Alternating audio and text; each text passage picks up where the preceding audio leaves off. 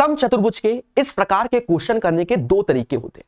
पहला तरीका, आपको बेहतरीन फॉर्मूला मालूम होना चाहिए। क्या होता है कि सभी भुजाओं के वर्गों का योग विकर्णों के वर्ग के योग के बराबर होता है। अगर आपको यह याद है तो कोई डायग्राम नहीं बनाना, सीधे आंसर निकालना। भाई ये 12 का स्क्वायर हो जाएगा और D2 ये 16 का स्क्वायर, क्योंकि हमें दो विकर्ण ही दिए गए हैं और भुजा पूछी गई है। अब प्यारे दोस्तों यहीं पर देखो, इसका मतलब 2 का स्क्वायर होता है तो भाग दे दो। तो ए स्क्वायर जब 2 के स्क्वायर से भाग दोगे तो ये 6 का स्क्वायर और ये 8 का स्क्वायर।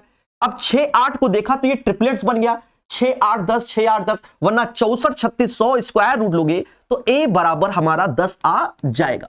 तो ये फॉर्मूला बड़ा काम का फॉर्मूला है। ठीक है, इसमें क्या है कि दो चीज आपको मालूम हो, या तो भुजा या डायगोनल, उनमें आप डायरेक्ट रिलेशन निकाल सकते हैं। अन्यथा आप एक छोटा सा डायग्राम बनाइए, उसके माध्यम से भी आंसर निकालिए।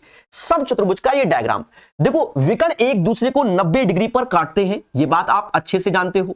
ये 12 तो ये 6 6 हो गया, और ये 16 तो ये 8 8 हो गया। और आप जानते हो कि 6 8 तो ट्रिपलेट आप जानते हो, तो ट्रिपलेट जानते हो 6 8 10 6 8 10, तो ये सीधे 10 होगा। तो ये आपको ज्यादा बेहतर मालूम होता है, लेकिन जब ये नहीं मालूम है तो ये तो याद होना ही चाहिए। और हो सकता है किसी एग्जाम में डायरेक्ट फॉर्मूला भी आ जाए। समझ